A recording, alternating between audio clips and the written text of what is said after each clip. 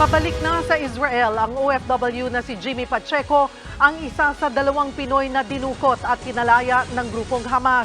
Inaasikaso niya na rin ang mga dokumento para maging residente ng Israel. Nasa frontline ng balitang yan, si Rainiel Pawid, exclusive. Kasama ng kanyang pamilya, hinatid ng News 5 ang OFW na si Jimmy Pacheco sa NAIA kaninang umaga. Isa si Jimmy sa 2 Pinoy na dinukot at pinalaya ng grupong Hamas. Babalik si Jimmy bilang caregiver sa Israel sa kaanak din ng kanyang employer na pinagbabaril ng Hamas. Pamilya na raw kasi ang turing niya sa mga inalagang Israeli.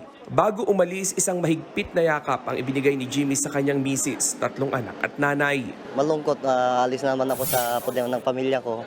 And masaya dahil makakapagtrabaho na naman sa Israel. Mag-iingat ka doon, pakabait ka, tsaka pangalagaan mo yung second life mo.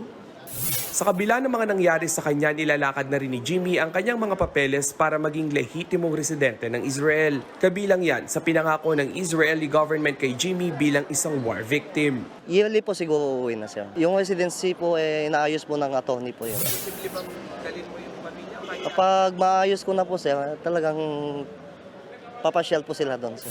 Nagsimula naman na makatanggap ng tulong pinansyal ang pamilya Pacheco mula sa Israeli government. Sa unang buwan, nakatanggap sila ng higit 140,000 pesos. Pero gusto pa rin daw ni Jimmy na kumita ng pera sa pamamagitan ng pagtatrabaho. Binigay na rin sa kanyang pamilya ang ipinangakong pwesto sa palengke mula sa lokal na pamahalaan ng Santa Ana, Cagayan. Sa susunod na linggo, magbubukas na ang kanilang meat and frozen goods stall. Samantala, tuloy-tuloy naman ang repatriation ng mga Pinoy sa Israel. Ngayong araw nakatakdang dumating ang ika-17 batch ng repatriates mula sa Israel. Sa kabilang banda, libu-libong trabaho raw ang naghihintay sa mga dayuhan, pati sa mga Pinoy sa Israel. Nagbabalita mula sa frontline, Rainiel Pawid, News 5.